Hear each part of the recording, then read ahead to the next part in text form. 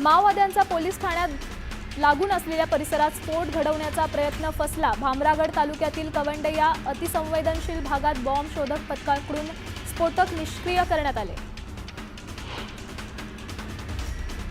दंडकारण्यात माओवादी संघटनेला मोठा हादरा बसलाय। तेलंगणाच्या भद्राद्री इथं तब्बल 64 माओवाद्यांनी आत्मसमर्पण केलं। आत्मसमर्पण केलेल्यांमध्ये 16 महिला माओवाद्यांचा समावेश आहे। अंतराळवीर सुनीता विल्यम्स आणि त्यांचे साथीदार 19 मार्चला पृथ्वीवर परतणार असल्याची माहिती लीना बोकिल यांनी दिली आहे। सुनीता विल्यम्स आणि विल्मोर हे जून 2024 पासून आंतरराष्ट्रीय अंतराळ स्थानकावर अडकले आहेत। ते दोघेही बोईंगच्या स्टारलाईनमधून 8 दिवसांच्या ISS मिशनवर गेले होते। त्यांना परत आणण्यासाठी नासा आणि स्पेसनं क्रू मिशन सुरू केलं। क्रू 10 मिशन अंतर्गत 4 नवीन अंतराळवीर ISS मध्ये जातील आणि क्रू 9 ची जागा घेतील। सतीश भोसले उर्फ खोक्याच्या घराजवळ जाळपोळ केल्याप्रकरणी 25 जणांविरोधात गुन्हा दाखल करण्यात आलाय। खोक्याच्या उद्ध्वस्त केलेल्या घराजवळ आग लावून जीवनावश्यक सामान, बकरी आणि कोंबड्या पेटवण्यात आल्या।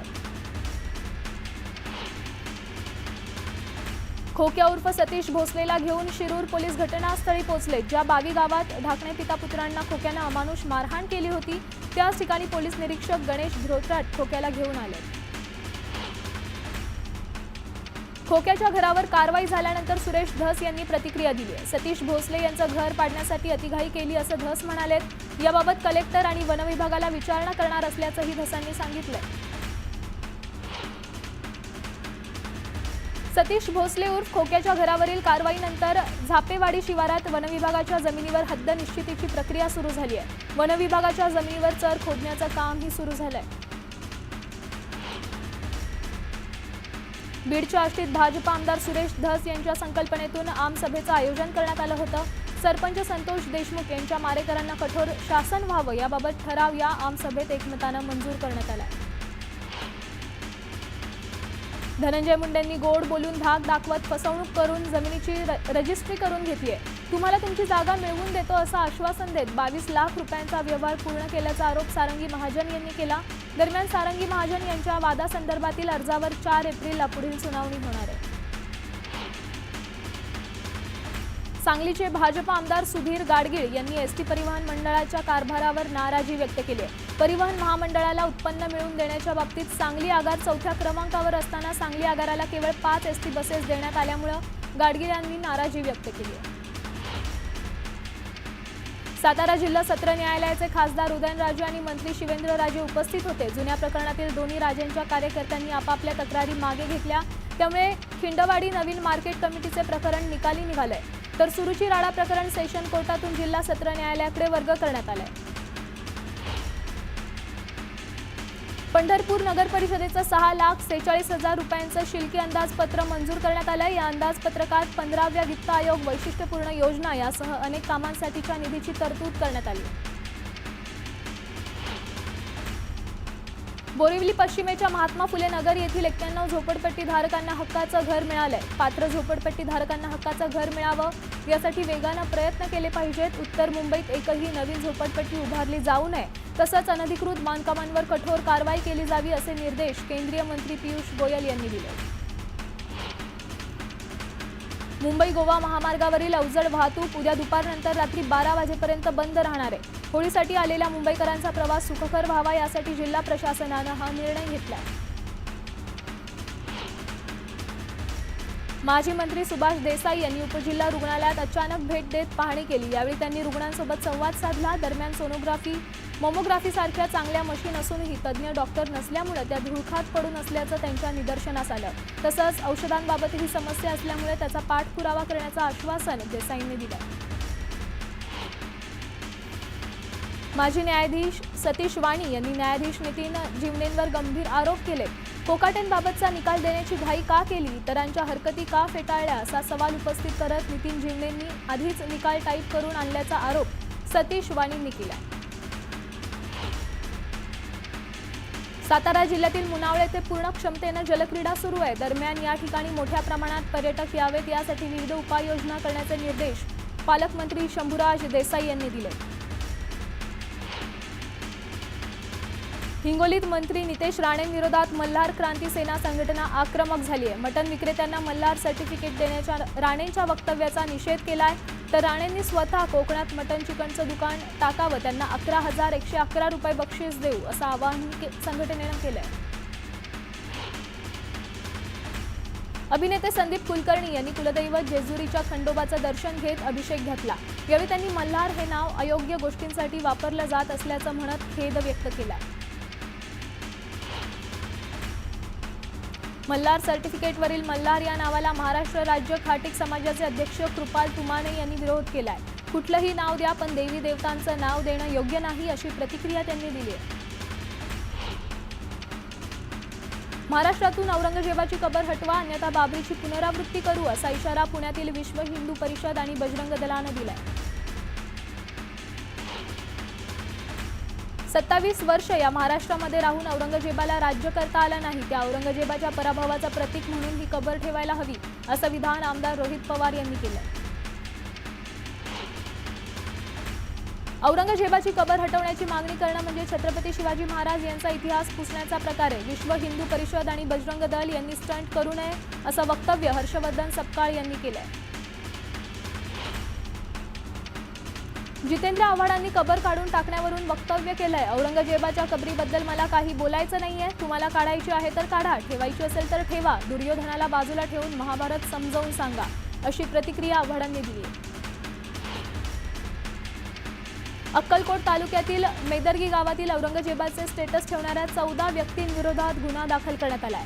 सामाजिक सलोखा बिघडवला जात असल्याचा ठपका ठेवत पोलिसांनी ही कारवाई केली आहे। आमदार सचिन कल्याण शेट्टी यांनी विधानसभेत केलेल्या मागणीनंतर सोलापूर ग्रामीण पोलीस ॲक्शन मोडवर आली। औरंगजेब याची कबर उखडून टाकण्याची धमकी देऊन हिंदुत्ववादी संघटनांनी दिली आहे, त्यामुळे खुलाताबाद येथील कबरीला पोलिसांचा बंदोबस्त वाढवण्यात आलाय। राज्य राखीव दलाची तुकडी आणि राज्याचे जलद कृती दल देखील या ठिकाणी ठेवण्यात आलंय।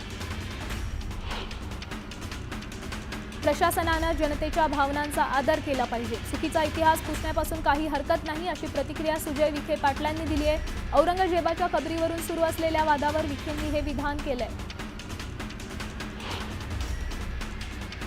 छत्रपती शिवाजी महाराजांच्या सैन्यात मुस्लिम सैनिक किती होते याची ठोस माहिती कुणीही देऊ शकत नाही असं विधान मंत्री श्रीवेंद्रराजे भोसले यांनी केलंय। तसंच हा वाद वाढायला अबू आझमी कारणीभूत असल्याचाही आरोप त्यांनी केलाय।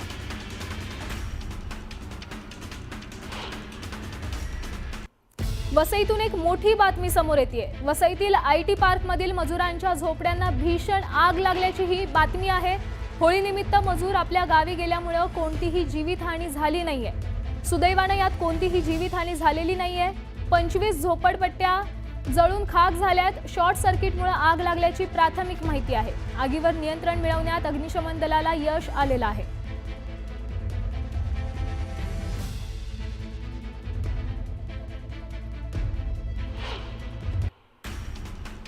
पुण्यात बेरोजगारांना नोकरी मिळावी यासाठी युवक काँग्रेसनं आंदोलन केलं, मात्र पोलिसांनी परवानगी नाकारल्यामुळे कुणाल राऊत हातात आणि पायात बेड्या घालून मंचावर पोहोचल्याचं पाहायला मिळालं। यावेळी पोलिसांनी आंदोलकांना ताब्यात घेतलंय। ठाण्यात 14 वर्षाखालील मुलाला वाहन चालवायला दिल्यामुळे ठाणे पोलिसांनी पालकांवर गुन्हा दाखल केलाय। कारवाईत पोलिसांनी पालकांकडून 10,000चा दंड वसूल केलाय। रवींद्र धंगेकर यांनी बॅनरबाजी करत आमदार हेमंत रासनेंना लक्ष्य केलंय। कसबा विधानसभेत नियमित पाणी देणार असं आश्वासन देऊन विधानसभेत मतं घेतली, पण आता मात्र प्रत्यक्षात घरोघरी पाण्याचे मीटर बसवून अन्यायकारक पाणीपट्टी वसूल केली जाते अशी टीका धंगेकरांनी केली आहे। पुण्यात नगर रोडवर होणारी सततची वाहतूक कोंडी कमी करण्यासाठी वाहतूक शाखेनं काही महत्त्वाचे बदल केले। वाहतूक सिग्नल फ्री करण्याचा प्रयत्न केल्यामुळे मोठ्या प्रमाणावर वाहतूक कमी झाल्याचा दावा ट्रॅफिक डीसीपी अमोल झेंडे यांनी केला। नाशिकमधील रिक्षा चालकांनी गुंडागिरी त्यांची समोर आली आहे। शालिमार चौकात अनधिकृत असलेल्या रिक्षा चालकानं गाडीचा कट लागल्याच्या कारणातून थेट मारहाण केली। रिक्षा चालकांची ही झुंडशाही कॅमेऱ्यात कैद झाली असून नागरिकांनी अनधिकृत रिक्षा चालकांना तात्काळ हटवण्याची मागणी केली आहे। नाशिकमधील मुजोर रिक्षा चालक मजहर अनवर खानसह त्याच्या साथीदाराला पोलिसांनी अटक केली आहे। या रिक्षा चालकानं शिवीगाळ करत वाहन चालकाला मारहाण केली होती। होळी आणि धुलीवंदनाच्या दिवशी पुणे पोलिसांनी वाहतुकीचे नियम मोडणाऱ्यांवर मोठी कारवाई केली आहे। 2 दिवसात पोलिसांनी तब्बल 50,94,000चा दंड वसूल केलाय। पोलिसांनी 8,552 वाहनांची तपासणी करत 386 वाहनांवर कारवाई केली आहे। बदलापूरमधील माजी नगरसेवक शैलेश वडनेरे यांच्याकडे 50 लाखांची खंडणी मागितल्याचा धक्कादायक प्रकार समोर आला। वडनेने याआधी महिलेसह असलेले अश्लील व्हिडिओही आणि फोटो दाखवून आरोपींनी त्यांना ब्लॅकमेल करत पैशांची मागणी केली। या प्रकरणानंतर पोलिसांनी 4 सराईत गुंडांना अटक केली आहे।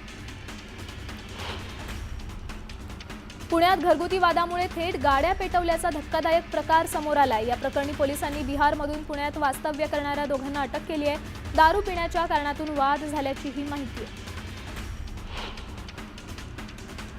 एका सराईत गुन्हेगारानं अगदी सहजतेने दुकानातून 80,000ची सोन्याची चेन लांबवली आहे। मीरा रोडच्या शुभलक्ष्मी ज्वेलर्समध्ये हा प्रकार घडला। तक्रार दाखल केल्यानंतर स्थानिक गुन्हे शाखेच्या पथकानं आरोपीला अटक केली आहे।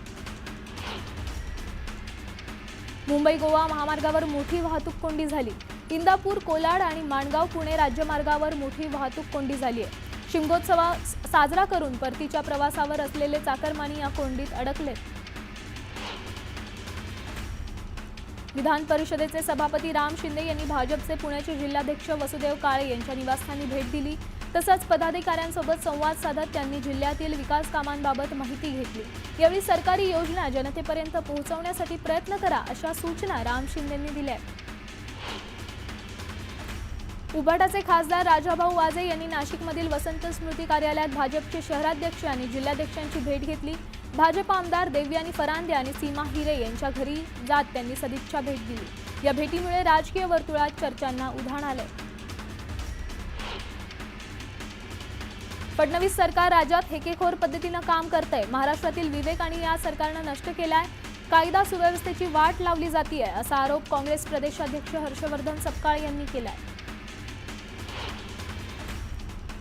येणाऱ्या स्थानिक स्वराज्य संस्थांच्या निवडणुकीत जयंत पाटलांनी मनावर घेतलं तर आपल्या आणि आपल्या मित्रपक्षाची सत्ता नक्कीच येऊ शकते असं विधान आमदार रोहित पाटलांनी केलं।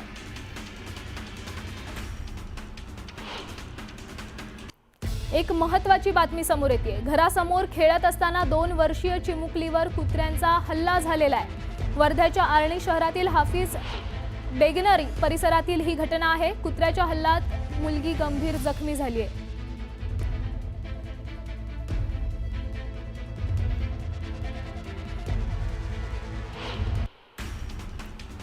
नाना पटोलेंनी दोन्ही उपमुख्यमंत्र्यांना महाविकास आघाडीत यावं, आम्ही त्यांना मुख्यमंत्री करू अशी ग्वाही दिली होती। मात्र त्यानंतर पटोलेंनी विधानसभेवरून या विधानावरून यू टर्न घेतलाय। मी गमतीनं म्हटलं होतं पण काहींनी ते सिरियसली घेतल्याचं पटोले म्हणाले। रत्नागिरी जिल्ह्याच्या खेडमधील लोटे गावातील गोशाळेतील हजारो गायींवर उपासमारीची वेळ आली आहे। एक दिवस पुरेल एवढाच चारा या गोशाळेत शिल्लक आहे। शासनानं अनेक वर्षांपासून निधी दिला नसल्याचं गोशाळा संचालक भगवान कोकरे महाराज यांनी सांगितलं। तर गायींना चारा मिळत नसल्याचं उपोषण करणार असल्याचा इशाराही त्यांनी दिलाय। कोल्हापूरच्या शाहूवाडीत अवकाळी पावसानं हजेरी लावली आहे। विजांच्या कडकडाटासह मुसळधार पाऊस झालाय। त्यामुळे उष्णतेनं हैराण असलेल्या नागरिकांना दिलासा मिळालाय। हिंगोलीत यंदा जवळपास 11,000 हेक्टरवर भुईमुगाची लागवड करण्यात आली आहे। यात सध्या कोळपणी, खुरपणी आणि अंतर्मशागतीची कामं सुरू आहेत। मात्र पिकांवर बुरशीजन्य रोगाचा प्रादुर्भाव झाल्यामुळे पिकं सुकायला लागली। उन्हाळी हंगामासाठी काटेकोर पूर्ण प्रकल्पातून आणि पाणी सोडावं असं शक्य नसल्यास पत्र पाटबंधारे विभागानं अकोल्यातील शेतकऱ्यांना पाठवलंय। यामुळे तीळ, मका, ज्वारी आणि गव्हासाठी पाणी कुठून आणायचं असा पेच शेतकऱ्यांसमोर आहे। नांदेडमधील बेघर आणि प्रवाशांसाठी सुरू करण्यात आलेलं निवारागृह बंद पाडलं होतं, ते आता पालिकेनं पुन्हा सुरू केलंय। बाहेरून आलेल्या प्रवासी विद्यार्थ्यांच्या सोयीसाठी या केंद्राची उभारणी करण्यात आली आहे। या केंद्रात लहान मुलं, महिलांना मोफत जेवणाचीही पालिकेकडून सोय करण्यात आली आहे। जळगावच्या चोपड्यातील बीएसएफचे जवान चेतन चौधरी मणिपूर इथं कर्तव्यावर असताना शहीद झाले। सैन्य दलाचे वाहन दरीत कोसळल्यामुळे अपघात झाला होता। दरम्यान शहीद जवान चेतन चौधरी यांच्या कुटुंबियांची आमदार चंद्रकांत सोनावणे यांनी सांत्वनपर भेट घेतली। जळगावात जगद्गुरू संत तुकाराम महाराज बीज निमित्त विविध कार्यक्रमाचं आयोजन करण्यात आलं। यावेळी टाळ मृदुंगाच्या गजरात पालखी मिरवणूक काढण्यात आली होती। महिला भाविक डोक्यावर कळस आणि तुळस घेऊन मिरवणुकीत सहभागी झाल्या। नांदेडमधील सचखंड गुरुद्वारातून कीर्तन यात्रा काढण्यात आली। होळीच्या दुसऱ्याच दिवशी गुरुद्वारेतून ही मिरवणूक काढली जाते। यात शीख भाविक गुलालाची उधळण करत हातात तलवारी घेत प्रतिकात्मक हल्ला करतात। त्यालाच हल्ला महल्ला असं म्हटलं जातं। सांगलीच्या मिरजेत गोसावी समाजाकडून अनोख्या पद्धतीनं होळी साजरी केली जाते। झेंड्यांचा खेळ या माध्यमातून महिला पुरुषांना काठीने झोपडतात। पुरुषांना काठीने झोडपून महिला होळी साजरी करतात। चिपळूण शहराचे प्रसिद्ध ग्रामदैवत बहिरबुवा यांची पालखी भक्तांच्या भेटीसाठी निघाली आहे। ही पालखी प्रत्येक भक्तगृहात जाऊन भक्तांना दर्शन देत असते। ही परंपरा शिमग्यानंतर दुसऱ्या दिवशी वर्षानुवर्ष पाळली जाते।